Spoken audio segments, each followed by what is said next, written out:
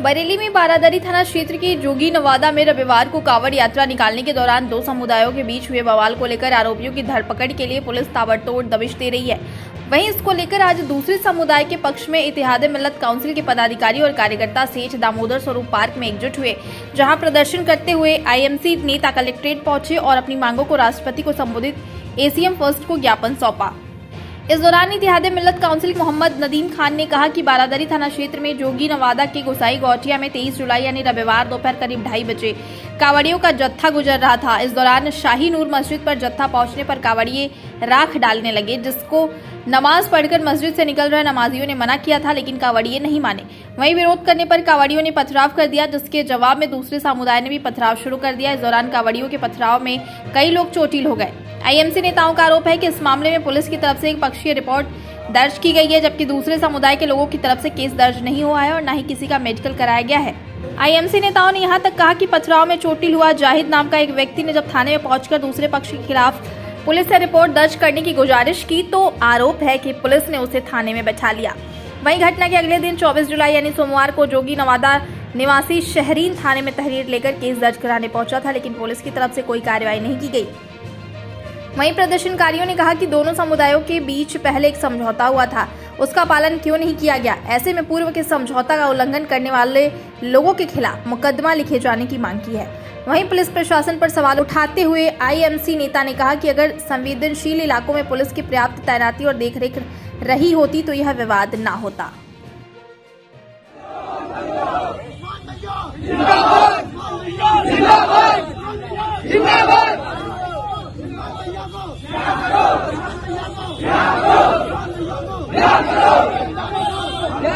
हमारी मांग इतनी है कि जो एक पक्षीय वहाँ पर कार्रवाई की जाए वो किसी हद तक बर्दाश्त काबिल नहीं है।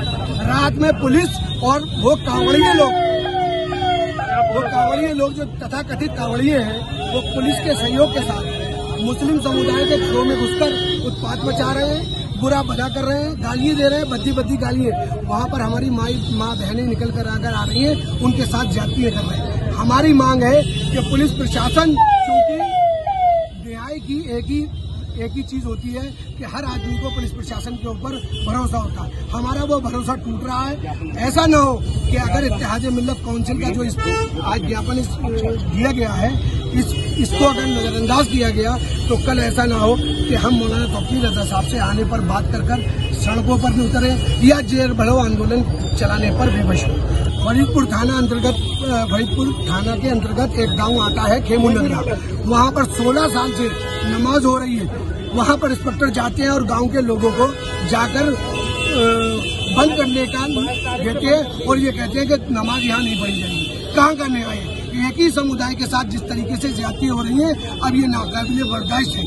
मुस्लिम समुदाय अपने इस ज्ञापन के माध्यम से जिला अधिकारी और एसएसपी से ये मांग करने आया है कि किसी भी तरीके से इनके ऊपर पूर्ण विराम लगाया जाए और जहाँ जहाँ जिस तरीके से मसाजिद, मदरसे और धार्मिक स्थल पड़ रहे हैं उनकी कानून व्यवस्था के आधार पर उनकी हिफाजत की जाए। हमारी यही मांग है जिला प्रशासन से, पुलिस प्रशासन, और हमें यकीन है कि हमारी मांग को पुलिस प्रशासन ध्यान देगा और दोषियों के खिलाफ वीडियो फुटेज के आधार पर चिन्हित कर उनके खिलाफ तत्काल कड़ी कार्रवाई करें। जोगी नवादा प्रकरण में ऑलरेडी एक समझौता पिछले सालों में थाना बारादरी के अंतर्गत हुआ था, जिसकी कापी हम लगा के दे रहे हैं आपको। उसके अंदर ये तय हुआ था कि कांवड़ यात्रा जत्थे के रूप में नहीं जाएगी, सिर्फ 10 लोगों के ग्रुप में शांतिपूर्ण तरीके से लाइन में जाएंगे, सब लिखा हुआ है उसके अंदर। तो अब हम ये पूछते हैं कि थाना बारादरी पुलिस ने उस समझौते को कैसे नजरअंदाज किया। पहली बात, ये जांच का विषय, जब एक समझौता हो चुका है कि किसी भी प्रकार का एक जत्था नहीं जाएगा, सिर्फ 10 लोग जाएंगे। किन परिस्थितियों के अंदर पूरी भीड़ इकट्ठी होकर गई, किन परिस्थितियों के अंदर मस्जिद पर राख फेंकी गई। अगर पुलिस प्रशासन चाहता धार्मिक स्थल जो भी रास्ते में पड़े उन्हें पहले से कवर अप कर देता, न राख पड़ती न ये विवाद होता। तो ये जिम्मेदारी किसकी है? पुलिस की सीट तोड़ी गई, पुलिस की गाड़ी की शीशे तोड़े गए, किसने तोड़े, ये जांच का विषय नहीं है। उनके खिलाफ मुकदमा नहीं हुआ, दूसरे हमारे कप्तान महोदय ने बहुत अच्छा बयान दिया, मैंने पढ़ा कि दोनों तरफ से पथराव हुआ। जब दोनों तरफ से पथराव हुआ तो FIR एक तरफ से क्यों, दूसरी तरफ से क्यों नहीं हुई? गिरफ्तारी, टार्चर, परेशानी, किवाड़े तोड़ना हमारी हो रही है, उनकी क्यों नहीं हो रही है? आज हम इसी इंसाफ के लिए आए हैं। अगर ये इंसाफ नहीं मिला, उनके खिलाफ FIR दर्ज नहीं हुई और उनके खिलाफ कार्रवाई सुनिश्चित नहीं की गई, तो मजबूर होकर मौलाना तौकीर रजा खान जो हमें निर्देश देंगे वो IMC के कार्यकर्ता वो करने को। अरे क्या जो उस्मान की गिरफ्तारी हुई है वो एक तरफा आप मानते हैं इसे कार्रवाई?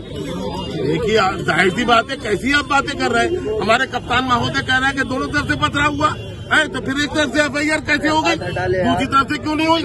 जीप के शीशे किन्ने तोड़े, राख किन्ने डाली, ये जांच का विषय नहीं है। वो गिरफ्तार नहीं होना चाहिए, उनके खिलाफ मुकदमा नहीं लिखना चाहिए।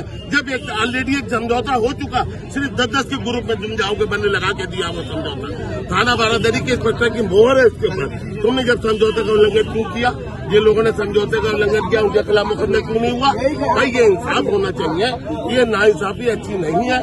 अगर ये नाइंसाफी हुई तो मजबूर होकर सड़कों से उतरना पड़ेगा।